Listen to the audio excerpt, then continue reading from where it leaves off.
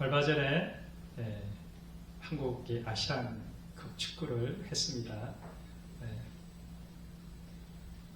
예전에 알고 있어요? 네. 그래요.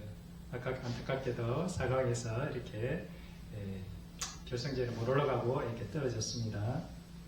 그런데 그 이후에 한국 축구는 손흥민과 이강인 이 두 사람에 대해 사태로 이렇게 이제 많은 논란이 있었습니다. 그리고 이 두 사람에 대한 극명한 이제 평가가 이제 나오기 시작했습니다. 제가 이제 그런 것들을 보면서 이제 느끼는 건 뭐냐면 교만의 결과와 겸손의 보응을 보는 듯한 느낌을 좀 받았습니다. 잠언 18장 2절에 이런 말씀이 있더라고요. 12절에 이런 말씀이 있더라고요. 사람의 마음의 교만은 멸망의 선봉이요 겸손은 존귀의 앞자르니라. 제가 그렇다고 이강인 선수를 비난하려거나 하는 의도는 전혀 없습니다. 그 다음에 손흥민 선수가 대단하다거나 하는 것을 말하고는 것이 아닙니다. 사실 우리는 그 누구도 우리 하나님 앞에서는 우리의 의는 사실은 아무런 쓸모가 없는 의인 것입니다. 그러나 그럼에도 불구하고 세상에서조차도 사람들은 겸손한 자를 보기를 원하고 그런 사람들에게 자신의 마음이 주고 싶고 그냥 마음이 자연스럽게 가는 것이죠. 아무리 재능과 실력이 뛰어난다 할지라도 자기만 잘난 줄 알고 자기만 똑똑하고 자기만 유능하다는 사람은 세상 사람들도 그 사람들에게는 등을 돌리는 것입니다. 그들의 마음을 결코 얻을 수가 없는 것입니다. 사실 인간의 실상을 잘 모를 때는 어떤 사람이 참 겸손한 것 같고 어떤 사람은 참 이렇게 잘하는 것 같고 그렇게 보일 때가 있습니다. 그러나 사람의 눈은 속일 수 있지만 우리 하나님의 눈은 결코 속일 수 없는 것입니다. 예레미야 17장 이런 말씀이 있습니다. 만물보다 거짓되고 심히 부패한 것은 사람의 마음이라 누가 능히 이를 알리오마나 나 여호와는 심장을 살피며 폐부를 시험하고 각각 그의 행위와 그의 행실대로 보응하나이다. 그렇습니다. 만물보다 거짓되고 심히 부패한 것은 사람의 마음이다. 이렇게 성경은 정의를 내리고 있습니다. 그런데 누가 이것을 알고 있는 사람이 있느냐? 나 여호와는 사람의 겉모습, 그들의 겉으로 드러나는 그 현상만을 보고 나는 사람을 평가하지 않는다. 나는 그의 심장을 살피고 폐부를 시험하고 그래서 그 심장 속에 나와 있는 그 마음 속에 들어있는 그런 것들로 그 행위들로 그 행실대로 내가 갚아줄 거다. 우리의 행실은 그 마음에 든 것이 끝으로 드러나기 때문에 그렇다는 것이죠. 잠깐만요.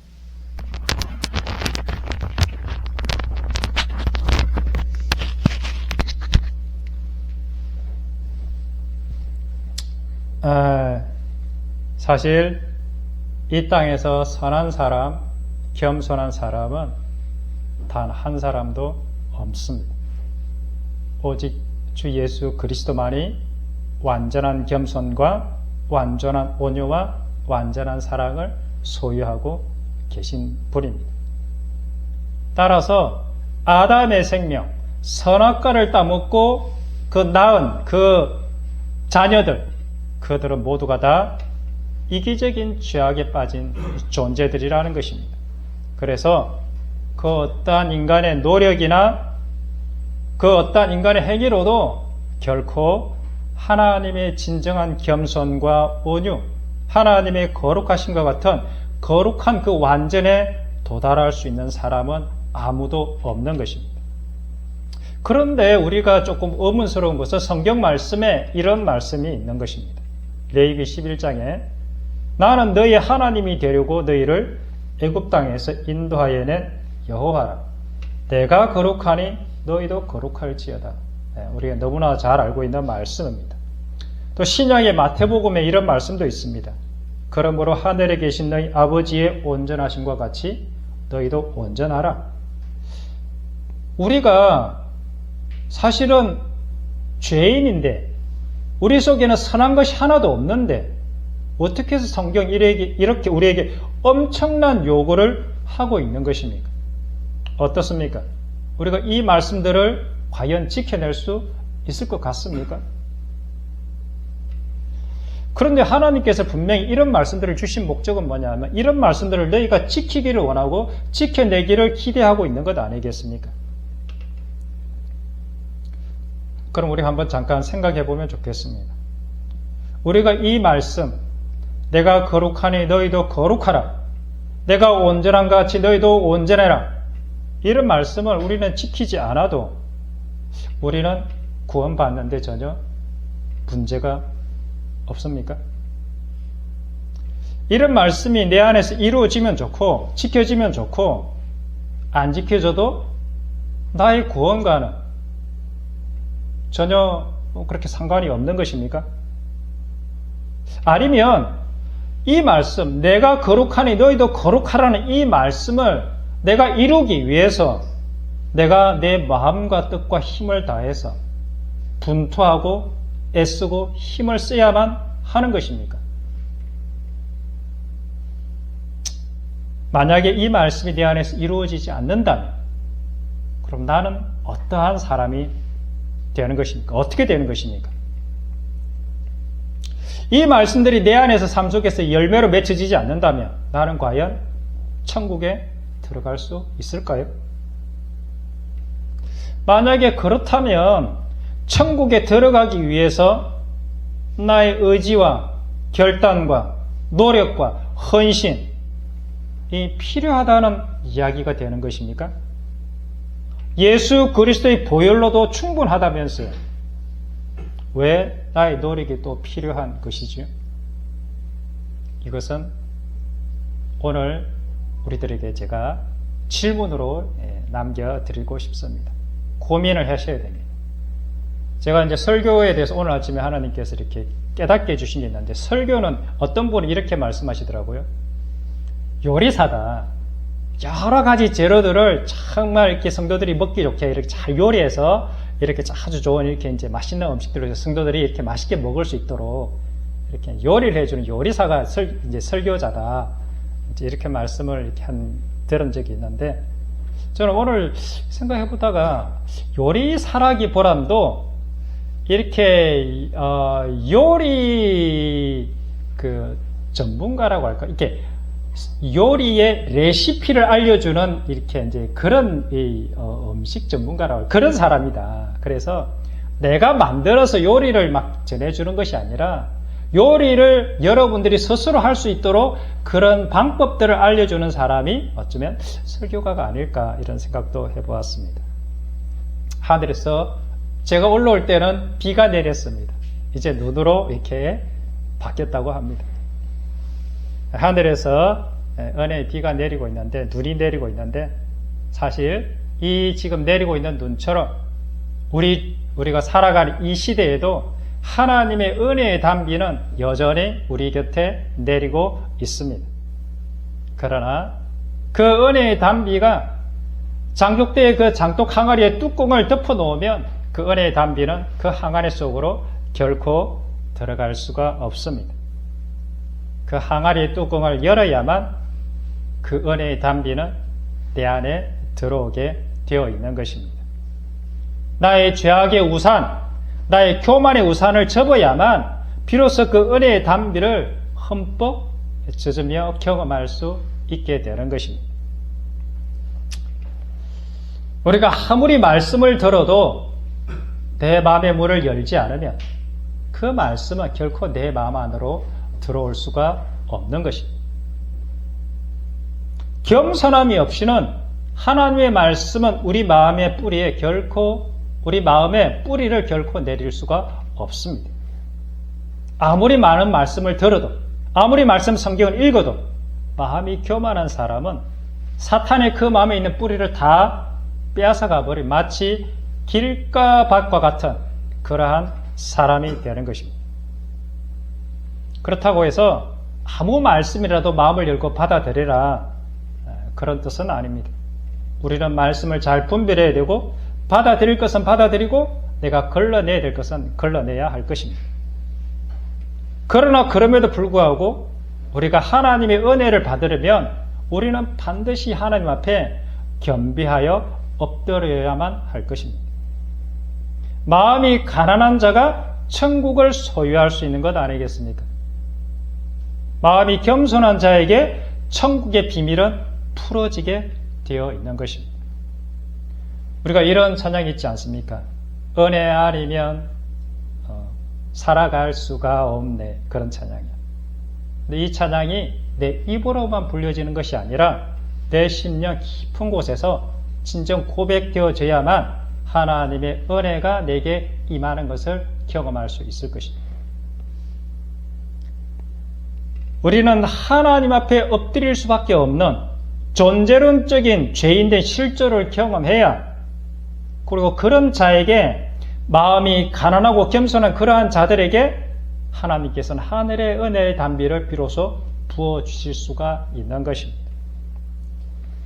그러나 교만한 자들, 내가 다 알고 있다, 나는 스스로 내 힘으로 잘하고 있어, 나는 믿음이 괜찮아, 나는 구원의 확신이 있어. 물론 구원의 확신을 가질 수는 있죠. 그러나 이렇게 내가 스스로 잘하고 있다, 내가 스스로 잘났다라고 생각하는 사람은 그 사람에게 하나님의 은혜는 금방 사라지거나 금방 은혜가 막히게 될 것입니다. 신앙생활도 내 힘, 내 의지, 내 결심, 내 결단으로 한다면 그 사람은 결국 망하게 될 것입니다. 그래서 이런 말씀이 성경에 있는 것입니다.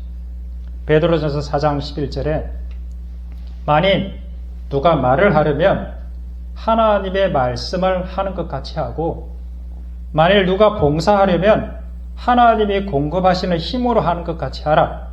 이는 범사의 예수 그리스도로 말미암아 하나님이 영광을 받으시게 하려 하매니 그에게 영광과 권능이 세세에 무궁하도록 있느니라. 아멘.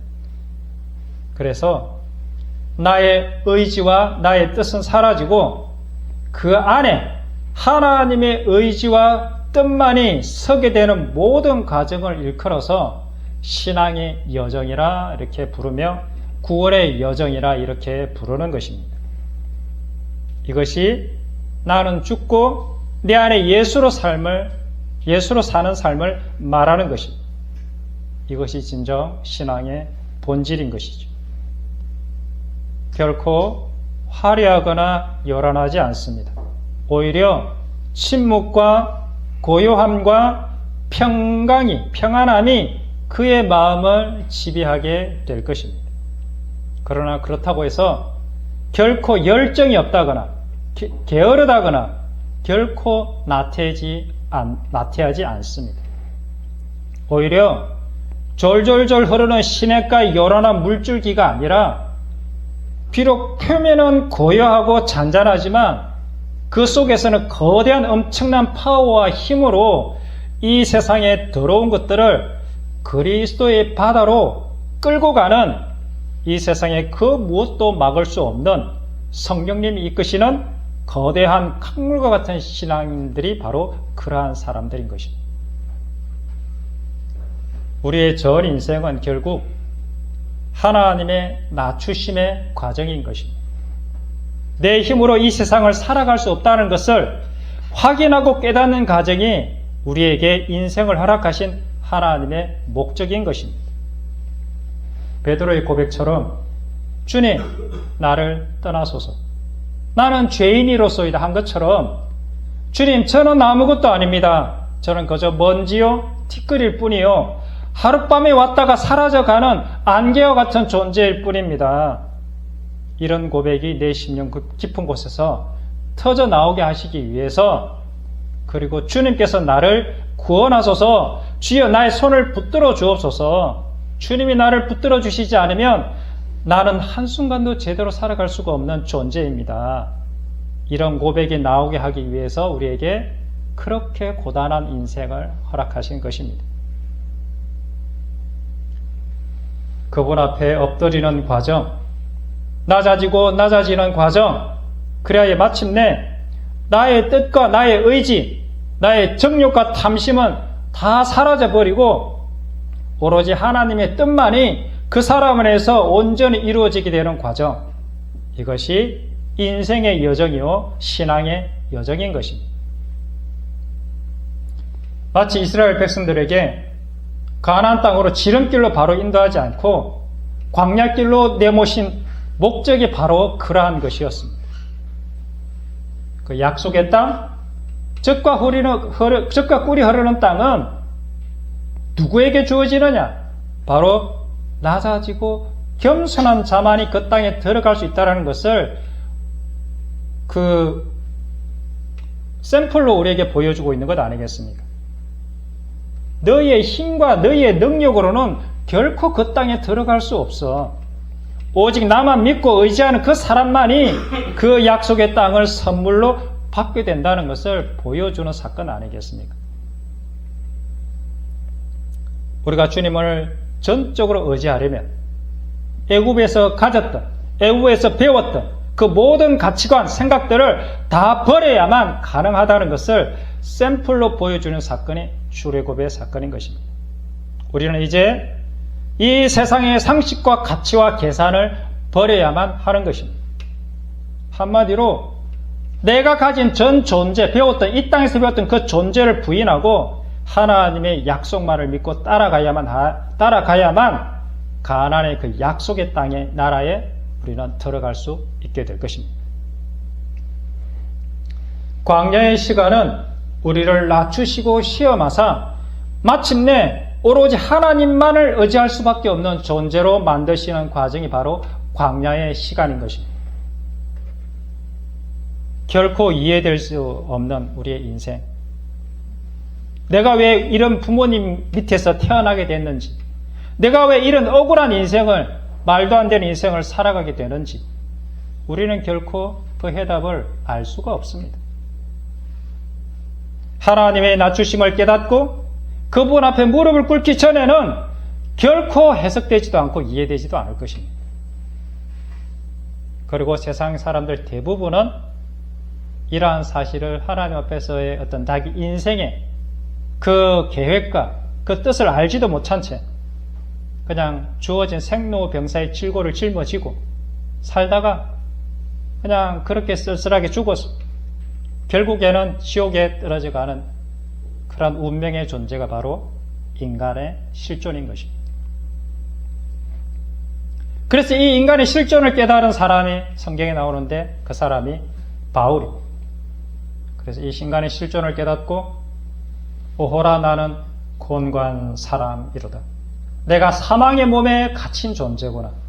내가 죄악의 몸에 갇힌 존재구나. 이 사망의 몸, 이 죄악의 몸에서 누가 좀 나를 좀 건져내 주셨으면. 이렇게 탄식과 절규를 경험한 자에게 비로소 하나님의 구원의 손길이 미쳐지는 것입니다. 이런 자에게 예수 그리스도 안에 있는 생명의 성령의 법이 얼마나 놀랍고 귀하고 가치가 있다는 것을 비로소 깨닫게 되는 것입니다. 드디어 영의 눈이 뜨여지는 사건이 일어나게 되는 것이죠. 항아리의 뚜껑을 여는 것, 그분께만 나의 인생을 온전히 맡기는 것, 그래서 이것이 영의 눈을 뜨는 사건인 것입니다. 내 마음속에 든 이 항아리에 썩은 물이 깨닫고 내 항아리 속에 뚜껑을 덮어놓으니까 온갖 그 썩은 악취들이 그 항아리 속에 가득한 거죠. 그래서 이 썩은 물을 좀 어떻게 해보려고 하는데 도저히 할 수가 없는 거예요. 자기 스스로는 사방이 다 막혀 있으니까 몸부림치며 괴로워하는데 그때 하늘에서 이러한 음성이 들리는 것입니다. 네 마음의 뚜껑을 열어라. 그러면 태초부터 내리던 나의 구원의 담비, 예수 그리스도로 말미암아 주어지는 은혜와 진리의 생수가 네 그 마음의 항아리 안으로 폭포수처럼 쏟아져 가는 것을 경험하게 될 거다. 내 마음의 뚜껑을 여는 사건. 나에게는 결코 구원의 소망이 없음을 깨닫고 하나님께 내 인생 모든 것을 내어 맡기기로 한 사건, 먹고 사는 문제에서부터 세상의 관계까지, 심지어 내 목숨까지도 그냥 그분의 처분에 다 내어 맡기는 그 사건, 이러한 인생의 대전환의 사건, 대격변의 사건을 우리는 회개의 사건이라 이렇게 부르는 것입니다. 이러한 사건을 거듭남의 사건이라 이렇게 부르는 것입니다. 내 힘으로는 결코 그 하늘의 생명과 그 사랑과 자유, 기쁨, 그 평안과 감사를 만들어낼 수 없다는 것을 인정하고 나의 전 인생을 하늘의 뜻, 하늘의 그 인도하심에 온전히 내어 맡기기로 결단하는 사건, 이것이 바로 믿음의 사건인 것입니다. 이것이 나의 영원한 운명을 가르는 영생의 사건인 것입니다. 그러나 이러한 회개의 사건 없이, 인생의 결단의 사건, 이러한 격변의 사건이 없이 신앙생활을 하는 사람들이 얼마나 많은지 모릅니다. 이러한 회개가 없기에 진정한 거듭남을 경험하지 못하는 것입니다. 그래서 거듭나지 않았기 때문에 오늘날 수많은 교회에 예수님을 닮은 그 변화된 인생을 경험하기가 그렇게 어려운 것입니다. 여전히 내가 살만하니까 하나님을 반만 믿는 것입니다. 한 다리는 세상에 딱 걸쳐놓고 보험 들어놓고 한 다리는 천국에 보험 들어놓고 우리는 그렇게 살아가는 것입니다. 하나님을 믿는다는 것은 실제로 내 목숨을 내어놓는 엄청난 사건인 것입니다. 세상에 대해서 죽음을 선언하는 것이 하나님을 믿는 것입니다. 북한 같은 환경에서 예수님을 영접한다는 것, 그것은 내가 지금 잡혀 죽어도, 예수님 때문에 잡혀 죽어도 좋다는 이런 뜻 아니겠습니까? 그 인생 전부를 하나님의 말씀에 온전히 던져버리는 것, 이것이 하나님을 믿는 믿음인 것입니다. 예수님의 십자가와 부활에 자신의 전 존재를, 나의 전 인생을 던져버리는 것, 이것이 믿음의 생활의 출발이요 시작인 것입니다. 우리가 이렇게 출발을 하지 않았기 때문에 진정한 믿음의 사람, 예수님을 닮은 사람이 그렇게 찾아보기가 어려운 것입니다. 하갈의 뚜껑을 열었다는 것, 내 마음의 뚜껑을 열었다는 것은 무엇을 의미하는 것입니까? 이제는 이 세상의 방식대로, 내 방식, 내 고집대로 사는 것을 포기하겠다라는 뜻입니다. 하늘에서 내려주시는 만나로만 살겠다는 결심과 결단을 말하는 것입니다. 이 세상을 살아갈 때 아무리 목이 말라도, 갈증이나 죽을 것 같아도 죽으면 죽으리라 하고 그 반석에서 나오는 물로만 내 갈증을 채우겠다, 이렇게 선언하는 것입니다.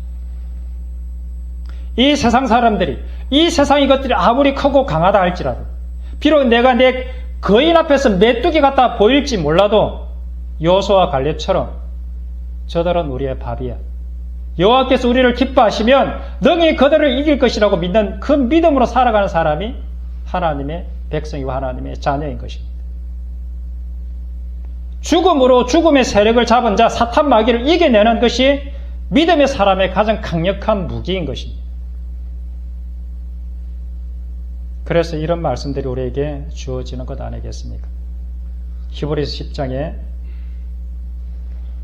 나의 의인은 믿음으로 말미암아 살리라. 또한 뒤로 물러가면 내 마음이 그를 기뻐하지 아니하리라 하셨느니라. 우리는 뒤로 물러가 멸망할 자가 아니요 오직 영원 구원함에 이르는 믿음을 가진 자니라. 요한일서 5장에 이런 말씀도 있습니다. 무릇 하나님께로부터 난 자마다 세상을 이기느니라. 세상을 이기는 승리는 이것이니 우리의 믿음이니라. 예수께서 하나님의 아들이심을 믿는 자가 아니면 세상을 이기는 자가 누구냐? 성경은 우리 외에 노력이나 행위로 어렵게 될 수 있다라고 결코 말하지 않습니다. 오직 믿음으로만 어렵게 된다고 성경은 이야기하고 있습니다. 사람이 어렵게 되는 것은 율법의 행위에 있지 않고 오직 예수 그리스도를 믿는 믿음으로 말미암는 줄 우리가 아느니라. 그런데 문제는 이라 믿는 믿음이, 어렵게 되는 믿음이 어떤 믿음이냐 하는 것이 문제인 것입니다. 이 믿음은 단순한 지적 동의가 아닌 것입니다. 그냥 아는 것이 아닙니다. 이 믿음은 어떠한 믿음이냐? 그 얘가 아브라함의 믿음이라고 바울은 이야기하고 있습니다. 아브라함과 같은 믿음이 구원을 얻는 믿음이다. 어렵게 되는 믿음이다라고 성경은 못을 받고 있습니다. 로마서 4장에 아브라함의 믿음에 대해서 이렇게 바울은 설명하고 있습니다. 기록된 바 내가 너를 많은 민족의 조상으로 세웠다 하신 것 같으니 그가 믿은 바 하나님은 죽은 자를 살리시며 없는 것을 있는 것으로 부르시는 이시니라. 아브라함이 바랄 수 없는 중에 바라고 믿었으니 이는 내 후손이 이와 같으리라 하신 말씀대로 많은 민족의 조상이 되려 하심이니라. 그가 백세나 되어 자기 몸이 죽은 것 같고 사라의 태가 죽은 것 같음을 알고도 믿음이 약하여지지 아니하고 믿음이 없어 하나님의 약속을 의심하지 않고 믿음에 견고해져서 하나님께 영광을 돌리며 약속하신 그것을 또한 능히 이루실 줄을 확신하였으니 그러므로 그것이 그에게 의로 여겨졌느니라. 아브라함의 믿음, 이 아브라함의 믿음이 바로 구원을 얻는 믿음인 것입니다. 죽은 자라도 다시 살리실 것이라는 그 믿음, 바랄 수 없는 중에 바라고 믿는 그 믿음. 아브라함이 죽었는데 죽을 것 같은 그 상황에서도 다음에게 자녀를 줄 것이라는 그 믿음. 이러한 믿음이 바로 구원 얻는 그 믿음인 것입니다. 이러한 믿음으로 살아간 사람들의 이야기가 히브리서 11장에 나오는 믿음의 선진들의 이야기인 것입니다.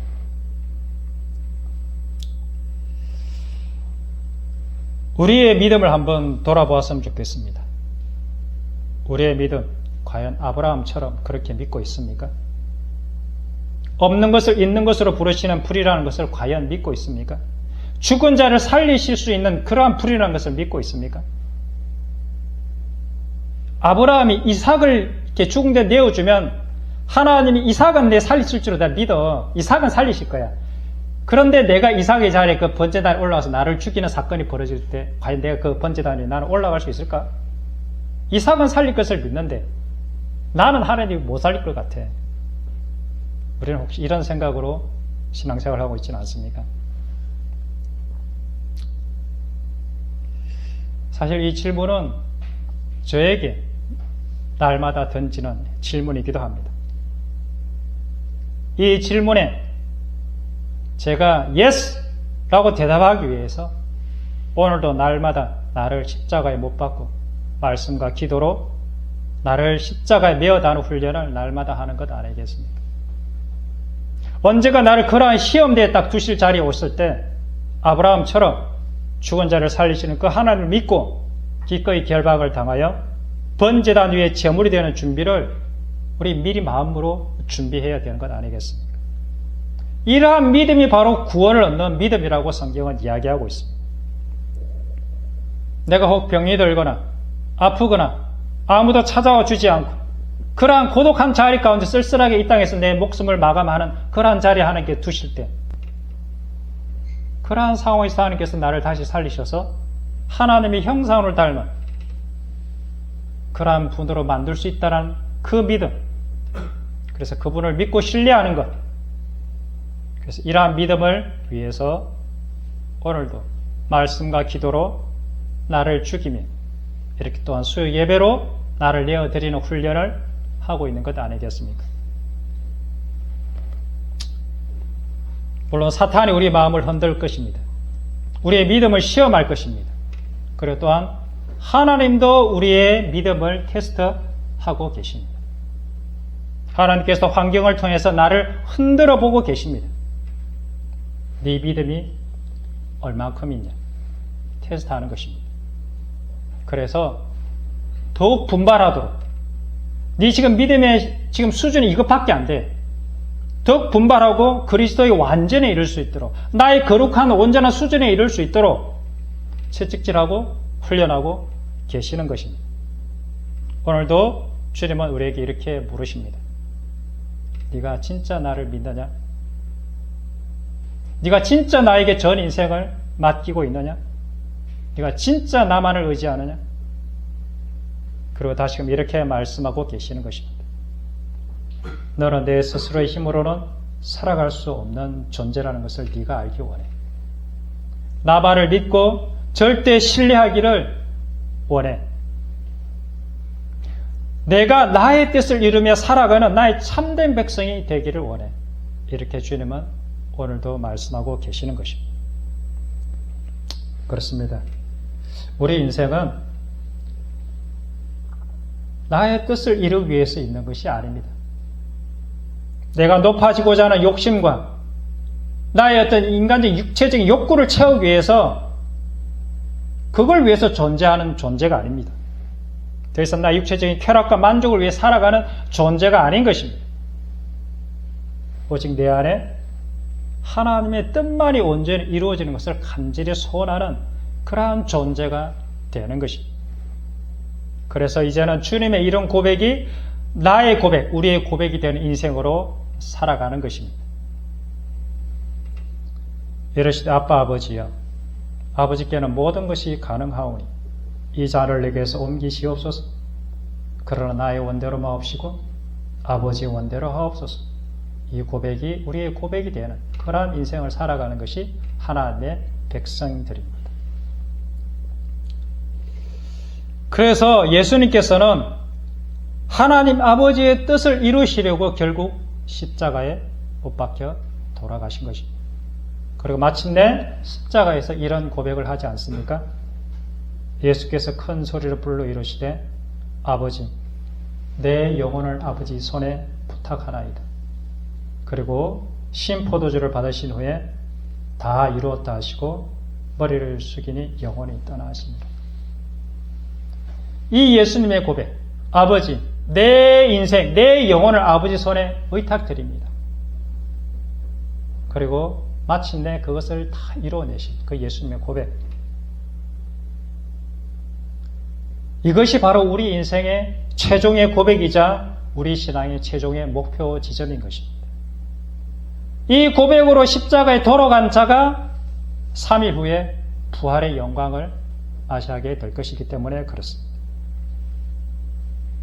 아버지, 내 영혼을 아버지 손에 온전히 올려드리는 그 날마다의 고백, 아버지 나의 전 인생을 아버지의 뜻에 나를 내어드리는 그 삶, 이러한 삶을 살아있는 거룩한 제물이라 부르고 하나님께서 받으시는 영적인 예배, 영적인 제사라 이렇게 부르는 것입니다. 우리 모두가 다 주님께서 걸어가신 이 십자가의 길을 걸어가서 마침내 이러한 고백으로, 예수님의 고백으로 아버지, 내 영혼을 아버지 손에 의탁합니다.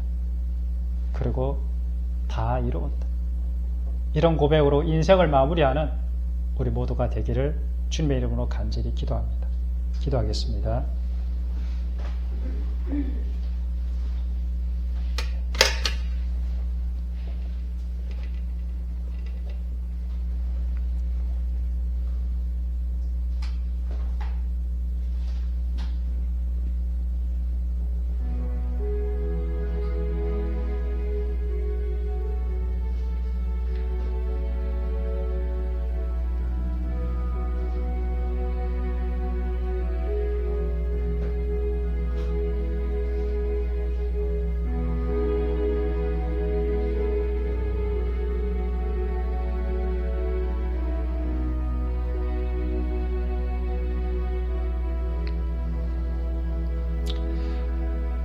내가 아무것도 스스로 할 수 없노라.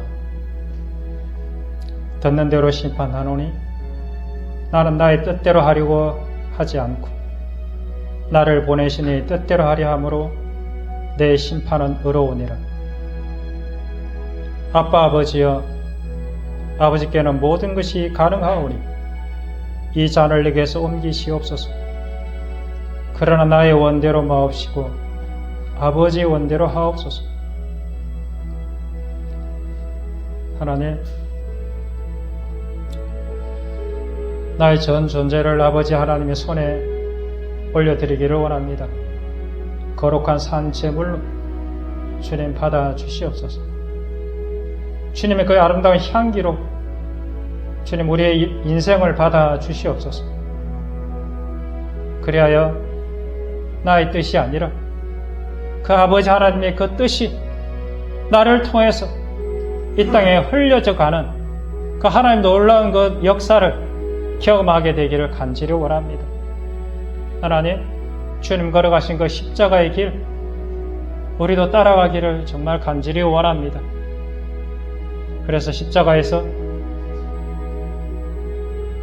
아버지, 내 영혼을 아버지 손에 의탁합니다. 내가 다 이루었다. 이 고백이 우리의 진정한 고백이 되기를 원합니다. 우리의 진정 주님 걸어가신 그 십자가의 길을 같이 걸어갈 수 있도록 우리 다 같이 하나님 앞에 나 자신을 내어드리고 하나님 앞에 올려드리는 그러한 기도의 시간 가졌으면 좋겠습니다. 기도하겠습니다.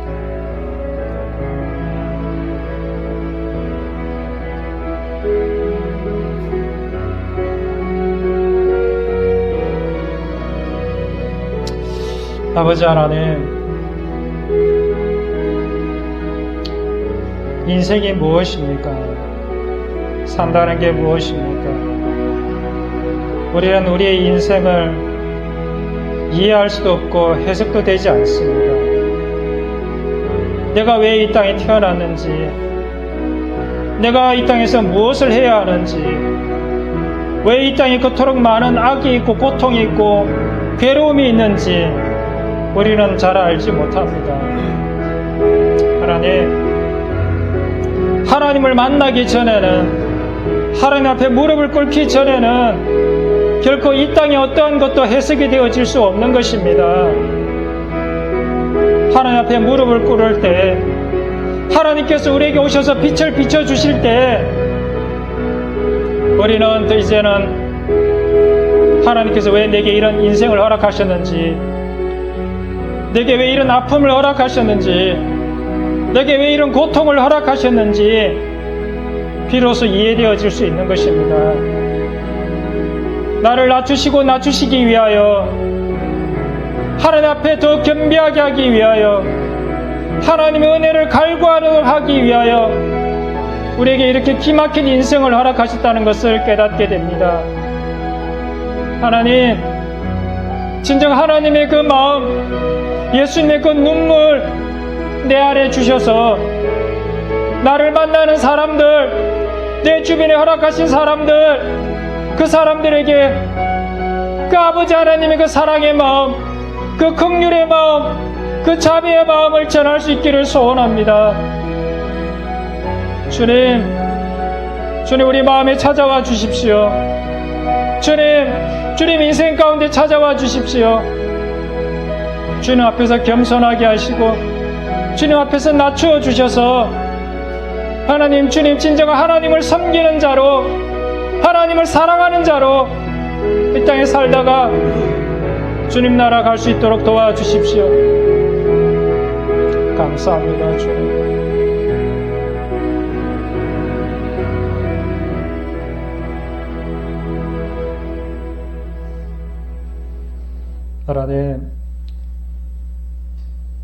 하나님께서 우리를 이렇게 사랑해 주셨는데, 하나님께서 세상을 이처럼 사랑하사 독생자를 주셨는데, 우리가 이로써 사랑을 알았는데 이제는 그 사랑 내 곁에 있는 사람들한테 전하며 살아가기를 소망합니다. 내 인생을, 전 인생을 하나님 앞에 올려드리고 인생을 마치는 그날에 다 이루었다, 그런 고백으로 주님 앞에 올려드리는 그러한 인생이 되기를 간절히 소망합니다. 하늘에 계신 우리 아버지, 아버지 이름을 거룩하게 하시며 아버지의 나라가 오게 하시며 아버지의 뜻이 하늘에서와 같이 땅에서도 이루어지게 하소서. 오늘 우리에게 일용할 양식을 주시고 우리가 우리에게 잘못한 사람을 용서하여 준 것 같이 우리 죄를 용서하여 주시고 우리를 시험에 빠지지 않게 하시고 악에서 구하소서. 나라와 권능과 영광이 영원히 아버지의 것입니다. 아멘. 감사합니다.